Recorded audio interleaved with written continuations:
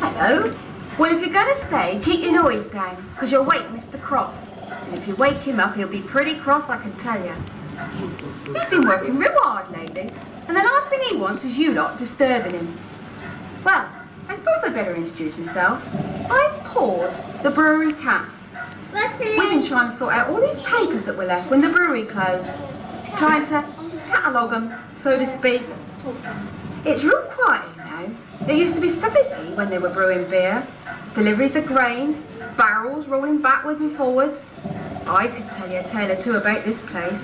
You see, I've had 8 other lives before this one, going right back to the 14th century. I've been all sorts, me.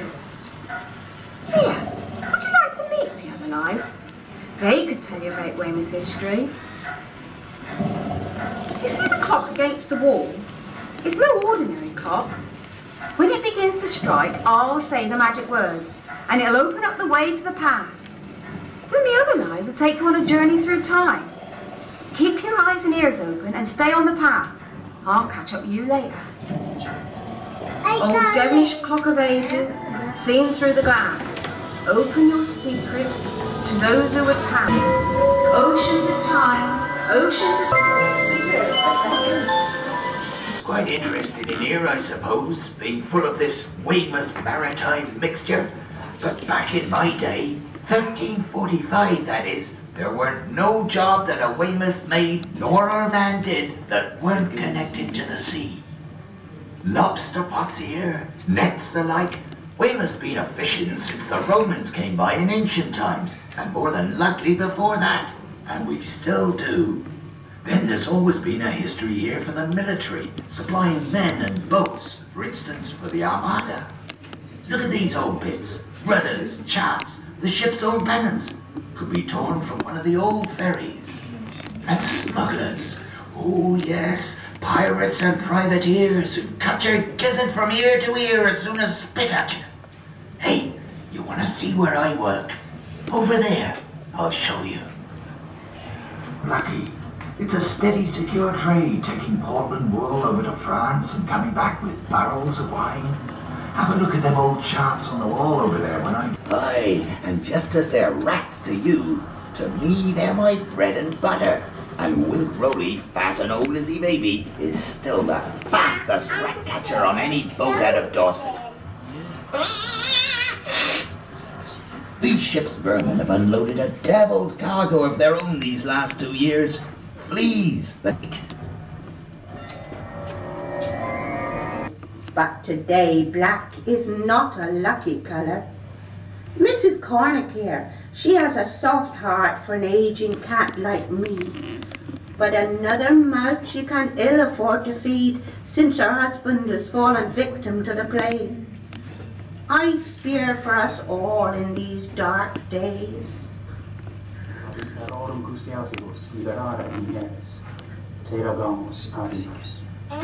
Ut cuncta eius peccata, oblivioni perpetue tradera dineris. Te ragamus adios. Ut ei omnes lubris et temeritatis offensas, dimittere dineris. Te ragamus adios. Ut delicta juventutis eis, et ignorantias nil reminis calis. Bring up your dead! Bring out... We live under the black shadow of death. This bubonic plague, which those cursed rats from the Orient did bring, has killed 1/3 of Europe's people in just 2 years. And now, this black death, that to England through the port of Malcolm did come, ravages our fair land. Entire and poor, young and old, it spares no one, this pestilence. It has taken even the Archbishop of Canterbury.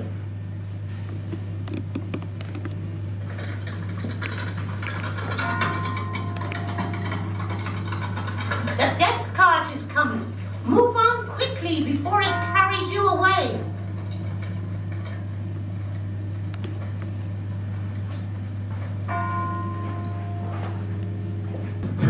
If you didn't suffer the Black Death, you'd probably get hit by a rock thrown by that lot in Malcolm who was still feuding with Weymouth. But times have been good since Queen Elizabeth came to the throne.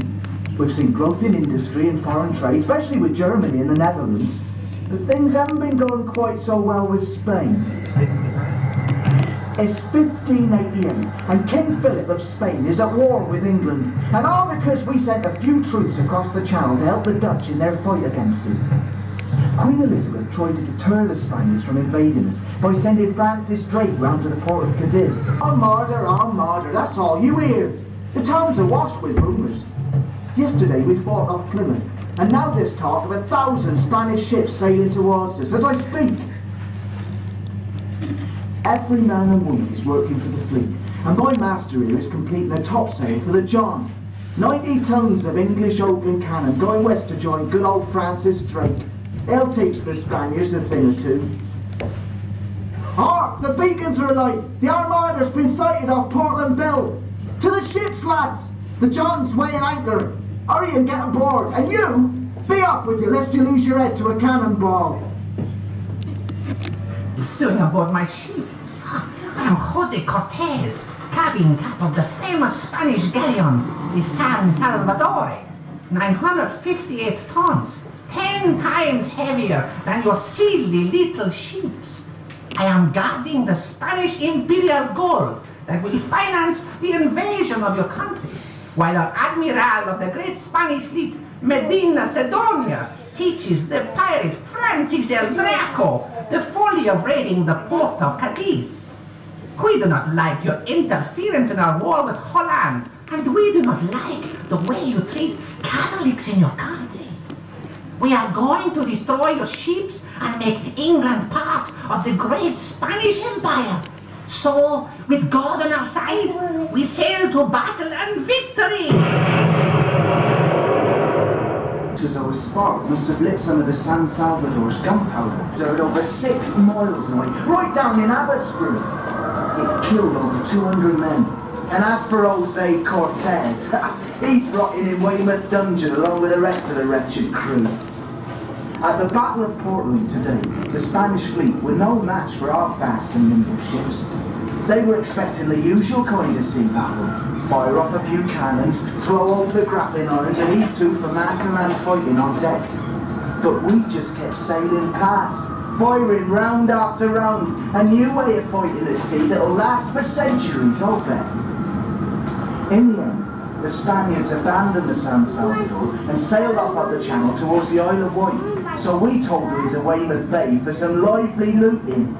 And as you can see, we've been collecting a few souvenirs. The Spaniards rescued some of their gold, but there was enough left on board to give these lads some good exercise. The whole town's been at it all day. My master here reckons we've stripped her so much she's ready to capsize. But I'll be glad to get ashore, away from the unbearable stench of dead bodies and smells of war. And as for you, you'd best be on your way before we take a liking to the trinkets you're wearing. A rich merchant's cat, but not safe for any person to be on the streets of Weymouth or Melcombe come the 8th hour of night, with these royalist vagabonds in full rampant violence. Quiet now! Listen, listen. Take note with you out of town to warn others of this barbarism committed by the king's soldiers under the guise of calming down the townsfolk after the rout of the parliamentarians. What is the date today? The 19th September, 1643. Yea, and 'tis now 2 months since the Earl of Carnarvon with a stout royalist army entered Dorset, saw to the surrender of Dorchester, Melcombe and Weymouth, and as part of that surrender, preached that the townsfolk would not be ill-treated, robbed, or maliciously victimized. For sure was that not acceptable? Weymouth had only been in the hands of the parliamentarians for 3 months. And just see what they do. This is the 5th house I have seen them enter tonight. They will show him no mercy. They shall pillage the house for valuables and then carry off the women to their camp, where what will happen I dare not think. They leave the child. If she could only hide, I would go to comfort her. But I fear the worst. When will be the end to this unholy civil war?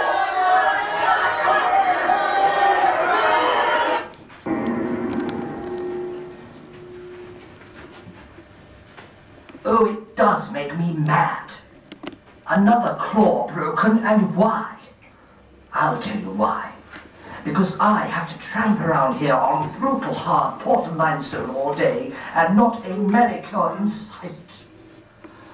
Go and catch a birdie, says my darling Master Christopher. Catch a birdie. Periwinkle Lint, a London courtier pussycat belonging to the rightfully famous architect Sir Christopher Wren, does not catch birdies. Upon my perfect word, it's enough to give you furballs for a fortnight. Now don't get me wrong, I don't blame my Master Christopher. After all, he was commissioned by King Charles II to make good our fair city of London after the Great Fire. Oh, I remember it so well. The heat and all that soot. As I said to my blue Burmese companion at that time, Aubrey, I said, Aubrey precious. I like to curl up for warm fire myself, but this is flipping ridiculous. What did I think at that time? That Christopher was to bring his household down here, was to design St. Paul's and all those other lovely churches in London, and insist on them all being built with this despicable Portland limestone. Let me give you the figures. 50,000 tons of it, cut by the likes of those two local peasants over there, and shipped out along the coast and up the Thames. Well, look at them. I mean, it's not all going to be done by Wednesday week by any stretch of the imagination. I feel Christopher has been far too kind to these local types. They don't deserve him as their local member of Parliament. They accuse him one minute of commissioning their land for quarrying without giving them any compensation, and the next minute they're queuing up for jobs in his quarries. And they want him, because of his fame, to be their MP.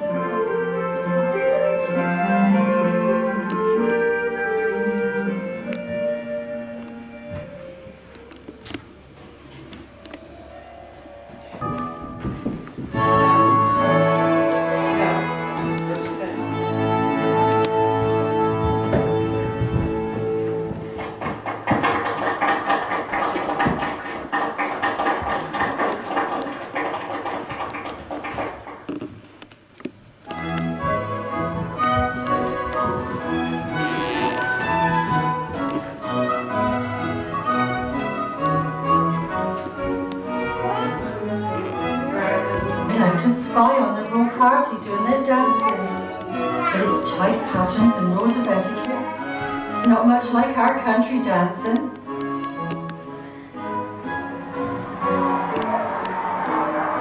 Everyone wants to see the king, with the crowds outside. He first came to Weymouth in 1789. It was his younger brother, William the Duke of Gloucester, who introduced him. He built a more lodge on the esplanade. The royal party comes here to bathe in the sea. They used to go to the baths in places like Cheltenham and Bath. But then some physicians and fashionable gentlemen said bathing in the sea, even drinking it, was good for you and cured all manner of ailments. They drink a pint before breakfast, and sometimes for a change they have it with crab's eyes, cuttlefish bones, snails and woodlice. People are always thinking about their health these days. That's why everybody started coming to Weymouth, including the king. Mind you, the place he likes best is his library.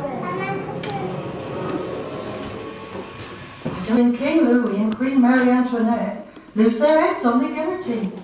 But there I go chattering again.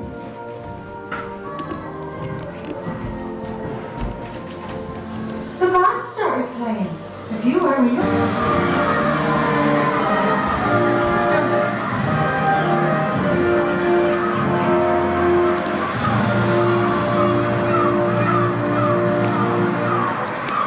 So many royals, it was like an official visit. But bathing's not a fashion for him. He's never been a healthy man. Suffers from a nervous dyspepsia or something. But the waters of Weymouth have perked him up a bit. See and hear how the people love their king. He's such a nice man, and he's Braynor's first tourist attraction.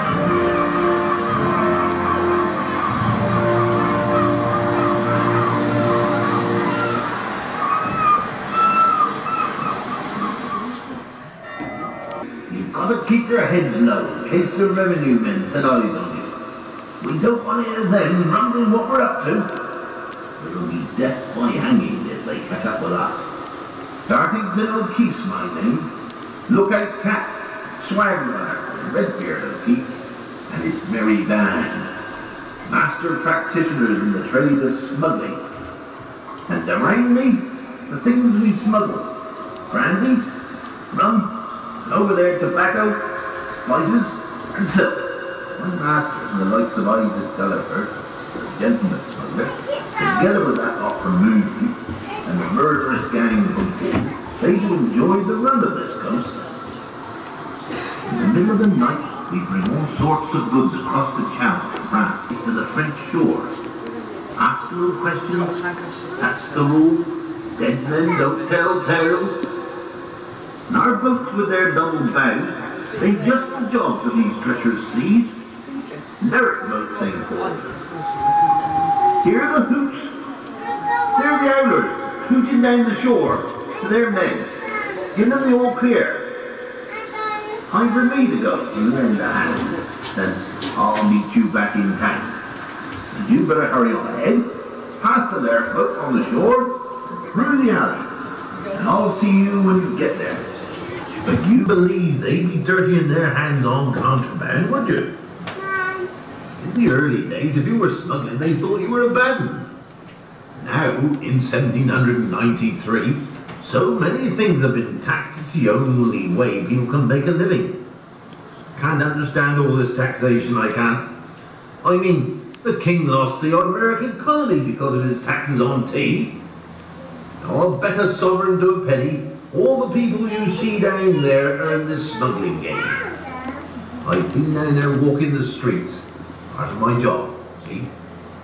When they see the prowling figure of Dartington O'Keefe, they know Redbeard's men are bringing merchandise to town. See there, Jacob Makepeace and his boy? They butchers by day. They'll be taking home some sweeter meats tonight. Fine cloth, lace, silks, and a keg of rum. Stored in the chimney, under their babes as they sleep. 13 children, and this is how he feeds them. Tomorrow there'll be fine gentlemen inquiring about new French hens at his stall. And they'll pay a fortune for just one scraggy dead fowl.